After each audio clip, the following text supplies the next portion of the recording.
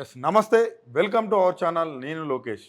Yes మీరు ఇక్కడ చూస్తున్నారు, పిట్టలా చస్తున్న గురుకుల విద్యార్థులు, విద్యాశాఖ మంత్రి ఎక్కడ? ఎస్ మనము చాలా రోజుల నుంచి ఈ ఒక వార్త చాలామంది కూడా మీరు చూసే ఉంటారు. అదేవిధంగా ఈరోజు కూడా అసలు మీరు ఎక్కడ పోయారు?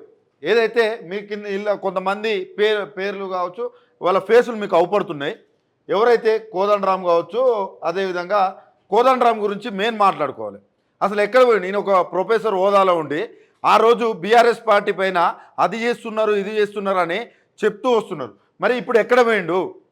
ఒక ఎమ్మెల్సీ ఆఫర్ చేయగానే ఆ ఎమ్మెల్సీ ఏదైతే గవర్నర్ కోటాలో ఉందో అది రద్దు అవ్వడంతో మళ్ళీ ఇంతవరకు కూడా కనిపించట్లేదు. అసలు కనీసం అసలు ప్రెస్ మీట్ కూడా పెట్టట్లేదు.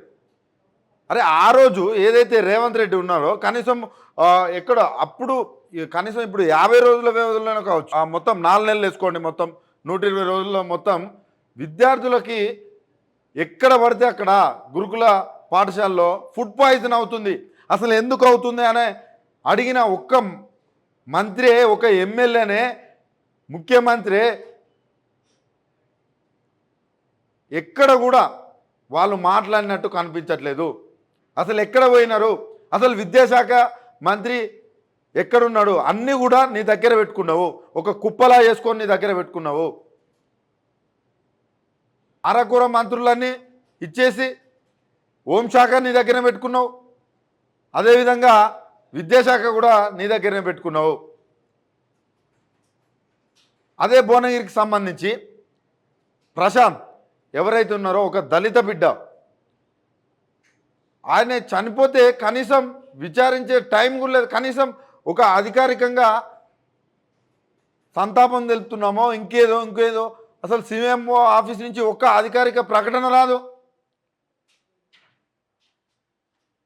ఎన్నికల్లో మాత్రం ఆడు దూడ్చుకోబెట్టుకపోతాడు, వీడు దూడ్చుకోబెట్టుకపోతాడు, రేపు అదే అవుతుంది, ఎల్లుండి ఇదే అవుతుంది, నన్ను గెలిపించకపోతే నా సీటు చినుగుతుంది. ఈ మాటలు తప్ప ఏ మాత్రం ఎక్కడైనా చేస్తున్నారా? అక్కడ పోతాడు, మహబూబ్నగర్ పోతాడు, ఎంత ఎంత మెజార్టీ ఇస్తారని అడుగుతాడు. నీ బొంద ఇస్తారు, నీకెందుకు ఇస్తారా ఆ మెజార్టీ? నువ్వు ఏం చేసినావని ఇస్తారు? రైతులకు మేలు చేసినావని ఇస్తాడా? లేకపోతే కనీసం గత ప్రభుత్వం ఏదైతే పథకాలు పెట్టిందో వాటిని కొనసాగింపు కూడా లేదు కదా నీకాడ. నీకు ఏ విధంగా ఇవ్వాలి? నిన్న అక్కడికి ఏది మహబాద్ మీటింగ్కి ఎవరు రాలే, నీ ముఖం చూడడానికి కూడా ప్రజలకు ఇష్టం లేదు, ఎవరు రాలే. ఏదో బస్సులోనే విశ్రాంతి తీసుకుంటాడని ఒకటి రాస్తున్నారు. కానీ ఎక్కడన్నా ముఖ్యమంత్రి మీటింగ్ కంటే ముందు పోయి వెయిట్ చేయడం ఎక్కడన్నా చూసినావా మనం? ఏం పని పాట లేకుండా తిని పండుకుంటున్నావు బస్సులా? కొంచెమన్నా సిగ్గుండాలా. ఇప్పటికీ ఎంతమంది దరిదాపుగా చాలామంది విద్యార్థులు, ఒకసారి నేను మీకు దరిదాపులో 50 రోజులనే 135 మంది విద్యార్థులకి ఫుడ్ పాయిజన్ అయింది. అందులో ప్రశాంత్ చనిపోయిండు. ఇంతకుముందు మనం ఈ వార్తలు చూసింటాం, ఫుడ్ పాయిజన్ అయింది అక్కడక్కడ, కానీ చనిపోవడం ఇది మొదటిసారి. ఆల్రెడీ దళిత బిడ్డలకు సంబంధించి మాదిగలకు టికెట్ ఇవ్వలేదని ఆల్రెడీ పోరాడుతున్నారు. కానీ ఇప్పుడు ఒక విద్యార్థి 12 సంవత్సరాలు ఉన్న విద్యార్థి చనిపోయినా కూడా నువ్వు పట్టించుకోవట్లేమంటే ఏం చేస్తుంది ఈ ప్రభుత్వం? ఆర్డీఓ ఆడికొచ్చింది, ఆర్డీఓ ఎవరైతే భువనగిరి ఆర్డీఓ రావాల్సింది పోయి ఏదైతే గాంధీ హాస్పిటల్కి ఆ డెడ్ బాడీ పోస్ట్మార్టం విషయంలో భువనగిరి ఆర్డీఓ రావాల్సింది పోయి చౌటుప్పల్ ఆర్డీఓ వస్తాడు. చౌటుప్పల్ ఆర్డీఓ ఏమంటాడు? భువనగిరి ఆర్డీఓ ఎక్కడ పోయిందంటే ఎలక్షన్ ఏదైతే దానికి సంబంధించిన డ్యూటీలో ఉన్నాడు. అంటే చౌటుప్పల్ ఆర్డీఓకి ఎలక్షన్ డ్యూటీ ఉండదా? తప్పించుకొని తిరగడం తప్ప ఇంకేమైనా ఉన్నదా? అదేవిధంగా అక్కడ ఉన్న వాళ్ళు క్వశ్చన్ వేసారు ఆర్డీఓ ఏదైతే దానికి సంబంధించిన గురుకుల పాఠశాలకు సంబంధించిన ఎవరిపైన చర్యలు తీసుకున్నారా అంటే నిన్న సస్పెండ్ చేసినామని ఆయన అంటాడు. ఆ స్థానిక ఎంఆర్ఓ ఏమంటాడు తెలుసా? ఏమో ఇవాళ పొద్దున చేసి ఉంటారేమో. అరే అంత సింపులా? ఒక వ్యక్తి చనిపోతే సిగ్గుండాలిగా కొంచెమన్నా మీకు. అరే మీ కుటుంబంలో ఇట్లా అయితే ఊకుంటారా? ఆ పార్టీడు ఈ పార్టీడు అందరూ ఆనింట్లోనే వస్తారు. అంటే మీకు ఎందుకు అంత చులకనా? గురుకుల విద్యార్థులు అంటే ఎందుకు అంత మీకు చులకనా అని నేను అడుగుతున్నా. ఇంకో ఆగ్నూరు మురళి కూడా, ఆయన కూడా ఓ పెద్ద నోరేసుకొని నొర్రే కదా ఇన్ని రోజులు. ఎక్కడ పోయింది ఇప్పుడు? కనిపిస్తలేడు. నేను చెప్తున్న ప్రజలారా, వీళ్ళందరూ కూడా ప్రొఫెసర్లం మేము, వాటికి విద్యార్థుల వైపు ఉంటాం, వీటుంటామని స్వార్థ రాజకీయాల కోసమే, వాళ్ళ స్వలాభం కోసమే ఇలాంటివి చేస్తారు తప్ప మీకు యూజ్ అయ్యే పని చేయరు. ఈరోజు ఎందుకో అడగడు కోదండరాము, ఎందుకో అడగడు. ఆ రోజు మొత్తం నేనే పడేసిన అది ఇదని మాట్లాడిన వ్యక్తి ఈరోజు ఎందుకో అడగడు. మీకు ఈ అదేవిధంగా ఫుడ్ పాయిజన్ కాకుండా అదే భువనగిరికి సంబంధించి ఇతను ఎవరు పిల్లలు చనిపోయారు, నల్గొండలో ఒక బాలిక చనిపోయింది.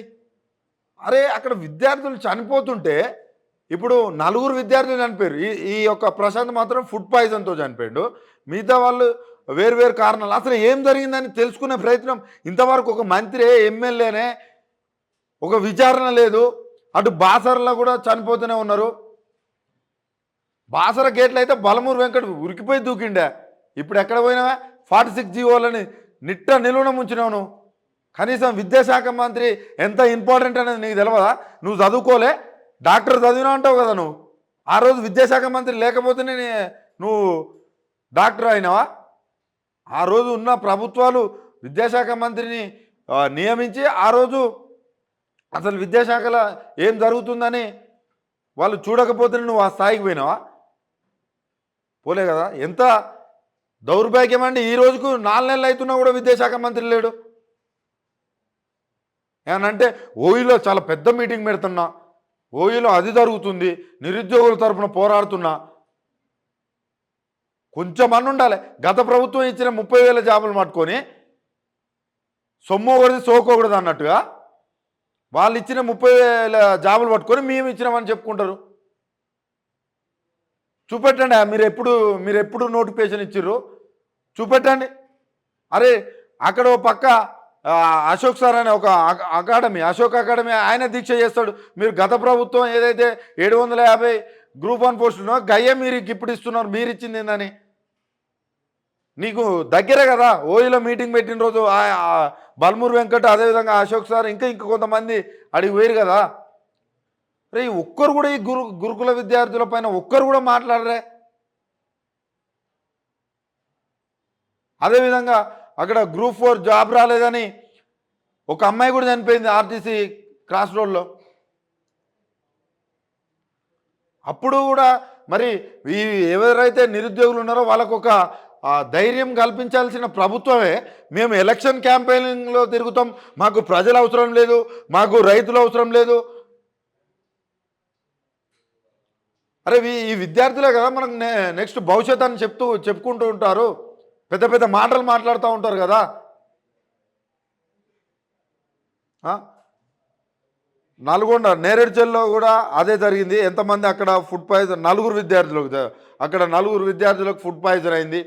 అదేవిధంగా పెద్దపల్లి జిల్లాకు సంబంధించి సుల్తానాబాద్ సంబంధించి అక్కడ దగ్గర 20 మందికి, అరే 20 మంది ప్రాణాలు కొంచెం అటు ఇటు అయితే ఫుడ్ పాయిజన్, ప్రశాంత్ ప్రాణాలు పోయినట్టే అందరి ప్రాణాలు పోతాయి అక్కడ. అయ్యా బలమూరు వెంకట్, నువ్వు డాక్టర్, ఫుడ్ పాయిజన్ అయితే ఏమవుతుందో తెలియదా నీకు? నీకు ఎమ్మెల్సీ పదవి రాగానే అయిపోయిందా? కొంచెమన్నా ఉండాలా. నిర్మల్ జిల్లాలో కూడా, నిర్మల్ జిల్లా నర్సాపూర్లో కూడా అక్కడ కూడా 11 మందికి అయింది ఈ నెల 4వ తారీఖు. ఇవన్నీ వార్తలు. ఇంకొక విషయం చెప్తే ఇక్కడ ఈ విషయం కూడా చెప్పాలి. ఏంటనంటే మెయిన్ స్ట్రీమ్ మీడియా కావచ్చు, ఇంకా కొన్ని పేపర్లు కావచ్చు, తెల్లారితే ఫోన్ ట్యాపింగు, తెల్లారితే మేడిగడ్డ, తెల్లారితే కొంచెమని ఉండాలబ్బా. మనము ఏంది ఈ మొత్తము జర్నలిజం చేసినాం, మనం ఏం రాయాలనేది కూడా కొంచెమన్నా ఉండాలి కదా. అరే ఈ ఫుడ్ పాయిజన్ మీద ఒక్క పేపర్ రాయదు, ఒక్క ఏదైతే యూట్యూబ్ ఛానల్ కావచ్చు, ఏ ఛానల్ కూడా రాయదు. ఎందుకు భయపడుతున్నారా? ఎన్ని రోజులు భయపడుతూ? నువ్వు భయపడ్డ వ్యక్తి నువ్వు బతుకున్నా చచ్చిపోయినా ఒకటే. నేను చెప్తున్నా కదా, నువ్వు నిజాన్ని చెప్పినప్పుడు నీ ఛానల్ ఉండి వేస్తే నువ్వు మాట్లాడినప్పుడు నువ్వు వేస్ట్ అసలు ఉండి. అర్థమవుతుందా? అరే అప్పుడు ఆ కబ్జా చేసిర్రు. ఇంకొక ఆయన అయితే భజన బ్యాచ్ ఉంటాడు. ఈయన సీఎం కాగానే అసలు తెలంగాణలో ఛానల్ లేనట్టు పోయి అక్కడ కూర్చొని మాట్లాడతాడు. ఇక ఆయన అయితే భజన బ్యాచ్ పొద్దున్న లేస్తే అంతెందుకు, నిన్న మొన్న కూడా ఒక ఏటీఎంసీల నీళ్లు ఏపీ ఎత్తుకపోయిందని కొన్ని కొన్ని పేపర్ రాసినాయి. అంత పెద్ద వార్త, ఇక్కడ రైతులు చస్తుర్రని ఆయన నీళ్ళు లేకుండా అంటే ఆ వార్త కూడా రాయరా? ఎంత సిగ్గుచేటు ఇది. పోనీ గురుకుల విద్యార్థులకి అసలు ఫుడ్ పాయిజన్ కాలేదా? అదంతా దొంగ వార్త. మరి అదన్న రాయి నువ్వు. ప్రశాంత్ అనే విద్యార్థి ఫుడ్ పాయిజన్ తోటి చనిపోలేదా? అదన్న రాయి. చెప్పుకోవడానికి మాత్రం మా పేపర్లు తోపులు, మా ఛానల్ తోపులు. భజన బంద్ చేయండి ఫస్ట్. రేపు ఇవాళ కాంగ్రెస్ ఉంటుంది, రేపు బీఆర్ఎస్ ఉంటుంది, ఎల్లుండి బీజేపీ ఉంటుంది, ఆవులండి బీఎస్పీ ఉంటుంది. ఏ పార్టీ ఉంటే ఆ పార్టీ భజన కొట్టుడేనా? అదేవిధంగా మహబూబాద్ జిల్లా కేసముద్రం మా పక్కనే ఉంటుంది. అక్కడ 40 మంది విద్యార్థులు. ఆ కేసముద్రం, ఆ ఉమ్మడి వరంగల్ మొత్తం కాంగ్రెసే గెలిచింది కదా. కనీసం నిన్ను చూడడానికి కూడా నిన్ను ఎవరు రాకపోయా మహబూబాద్లో మీటింగ్ పెడితే. ఇప్పటికైనా సిగ్గు కొంచెం తెచ్చుకోవాలి కదా మీరు. సిగ్గు తెచ్చుకొని అరే మనం ప్రజలు వ్యతిరేకిస్తున్నారు నాయన, అటు విద్యార్థులు ఏమో పిట్టలు రాలిపోతున్నారు, ఇటేమో రైతులేమో అరికోసలు పడుతున్నారు. ఇంకా ఈ రోజు అయితే అకాల వర్షాలు, ఎండాకాలం ముందు అకాల వర్షాలు పడడంతో రైతులు అటు దుబ్బాక కావచ్చు, ఇటు చేవెళ్ళ కావచ్చు, ఈ ప్రాంతాలు మొత్తము ఏదైతే ఆ గింజలు తడిచినాయి. మీకేమో మ్యాచర్లు కావాలి. గత ప్రభుత్వంలో ట్రాక్టర్ల నీళ్లున్నా కూడా 2000కు ఉంటుంది. నీకు ఇప్పుడు మ్యాచర్ లేకపోతే 1400, 1500. నేను జరగం పోతే అదే చెప్తున్నారు కదా. పొట్టు తిడుతున్నారు. మన మందుల సామెలు అంటారు చూసినా, పొట్టు పొల్లు అని అట్ట తిడుతున్నారు ఆయన. మిమ్మల్ని అసలు ఊళ్ళకే రానియరు. నేను చెప్తున్నా కదా. ఇన్ని సంఘటనలు ఏదైతే నిర్మల్, అదేవిధంగా మహబూబాద్, పెద్దపల్లి, నల్గొండ, ఇన్ని జిల్లాలలో ఇన్ని జరుగుతుంటే 50 రోజులలో 135 మంది, అంటే ఈ 50 రోజులలో అంటే ఎన్నికల హడావుడి స్టార్ట్ అయింది. అంటే మీరు గాలికి వదిలేసిర్రు, ప్రజల్ని గాలికి వదిలేసిర్రు. మీకు గుర్తు చేస్తున్నా, ప్రజల్ని గాలికి వదిలేయబట్టే ఇట్లా అవుతుంది. అరే ఫుడ్ పాయిజన్ తోటి ఇంతవరకు ఎవరు చనిపోలే.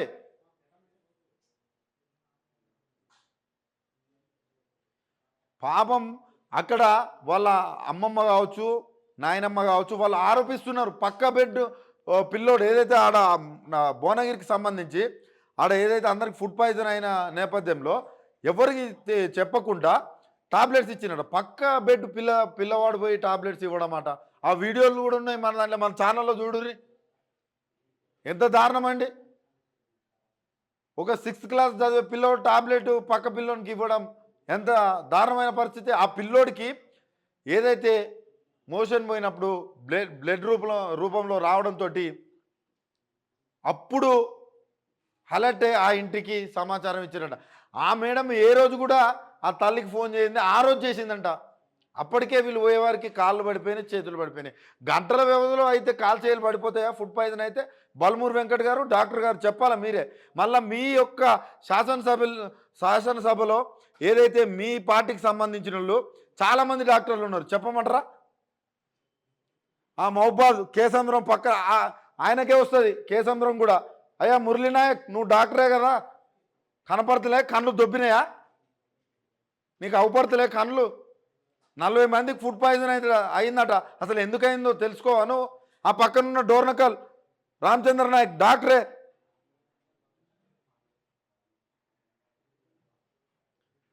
ఇక్కడ ఉమ్మడి మహబూబ్నగర్లో కూడా ఒక మహిళా ఎమ్మెల్యే కూడా ఉన్నది. చాలామంది ఎక్కువ డాక్టర్లే ఉన్నారు ఇప్పుడు మీ దాంట్లో. ఫుడ్ పాయిజన్ అయితే అంత లైట్ తీసుకుంటే ఇప్పుడు ప్రశాంత్ చనిపోయా.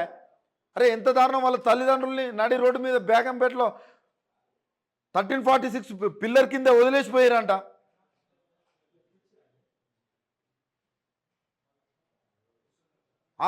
ఆ యొక్క పిల్లర్ కింద వదిలేసిపోతే వాళ్ళు కలవడానికే మార్నింగ్ 4 అయిందంట. ఆయన ఎస్ఐ ఏమో నాగరాజు ఏమోనంట, వాళ్ళని బెదిరిస్తున్నాడంట. వీటన్నిటిని పక్కన పెట్టి ఎక్కడ తిరుగుతున్నారు మీరు? మీకు ఎన్నికలే ముఖ్యమా? చెప్పుర్రి. మీకు ఎన్నికలు ముఖ్యమైతే ప్రజలు ఎలా తీర్పు ఇవ్వాలన్నా కూడా మీకు బుద్ధి చెప్పాలని కూడా చెప్తారు. అరే పొద్దున్న లేస్తే ఏంది కేసీఆర్ 20 సీట్లు 20 మంది మా దాంట్లోకి వస్తారు అనగానే అది పెద్ద హెడ్లైన్. అరే ఆ ఎమ్మెల్యే పోయిందేందో సచ్చిందేందో మారతాడో మారడో. మారేటోడు ఉంటే ఎట్టున్నా ఆపలేవు, నువ్వు ఆపలేవు, నేను ఆపలేవు. వాని స్వార్థ బుద్ధి అట్లుంటుంది. ఆ పోయేటోని పార్టీ మారేటోని స్వార్థ బుద్ధి అట్లుంటుంది. 5 ఏళ్ళు సంపాదించుకుందాం మళ్ళీ నేను గెలవనని వాళ్ళు చూస్తారు. లేకపోతే ఇళ్ళకి వస్తే నాకు మంత్రి పదవి వస్తుందో, లేకపోతే ఈ ప్రభుత్వాన్ని నిలబెడితే నాకు మంత్రి పదవి, అది స్వార్థ బుద్ధి.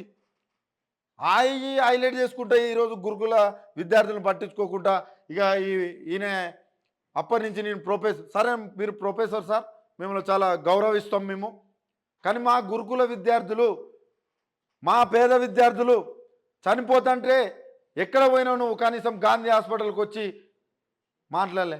అసలు ఇంకొక విషయం ఏంటంటే విద్యార్థి సంఘాలు కూడా రాలేదు అక్కడికి. విద్యార్థి సంఘాలు కూడా అక్కడికి వచ్చే పరిస్థితి లేదు. ఆ తల్లికి అవుట్సోర్సింగ్ ఉద్యోగం, ఇందిరమ్మ ఇల్లు అంట. అరే అవుట్సోర్సింగ్ ఉద్యోగం, అదేవిధంగా ఇందిరమ్మ ఇల్లు ఏం తెచ్చి పెడతాయి ఆ తల్లికి? ఆ కొడుకుని తెచ్చిస్తాయా? ఆ కొడుకు ప్రేమ, ఆ తల్లి ప్రేమ తెచ్చిస్తుందా? తెచ్చిదే.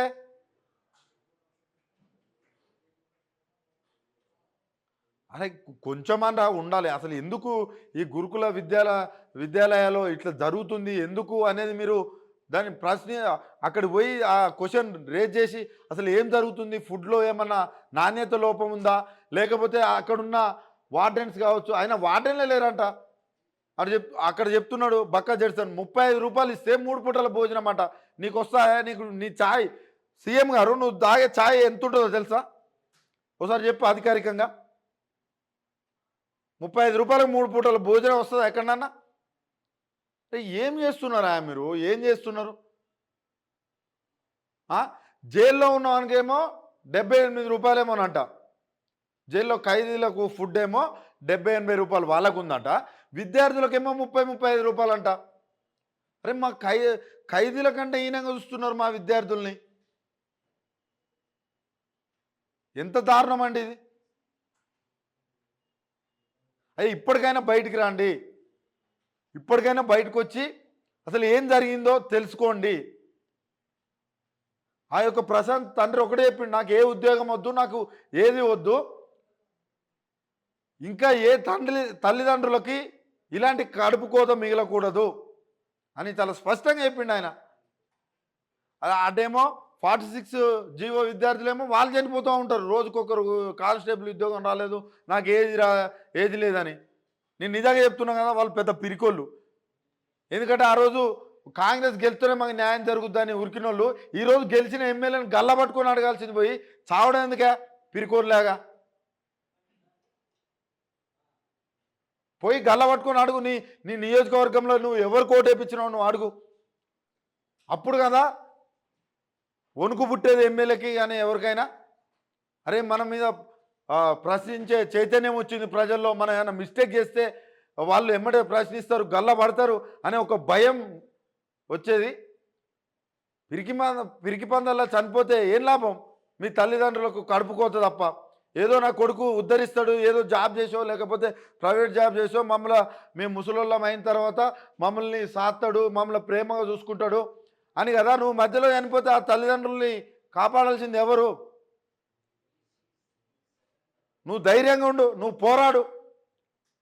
ఎంపీ ఎలక్షన్స్ వస్తున్నాయిగా చూడు, ఒక్కొక్క సెగ్మెంట్లో ఏడుగురు తిరుగుతారు ఎమ్మెల్యేలు. గల్లా పట్టండి, ఒక్కొక్క సెగ్మెంట్లో 100 మంది రాలేదా? ఒక్కడి నుంచి మొదలు పెట్టండి మీ 46 జీవోళ్ళు. అరే ఎందుకు చనిపోవడం? ఈ గురుకుల విద్యార్థులు అంటే ఫుడ్ పాయిజన్ అవుతుంది, వాళ్ళ చేతిలో లేదు. వాళ్ళు ఏదైతే అక్కడ ఉన్న వార్డెన్స్ కావచ్చు, ఇంకా అధికారులు కావచ్చు, నాణ్యమైన ఫుడ్ పెట్టకాలకు ఫుడ్ పాయిజన్ అవుతుంది. మీకేం పుట్టింది? ఒక్కొక్కటి 24-25 ఏళ్ళకి వచ్చిళ్ళు.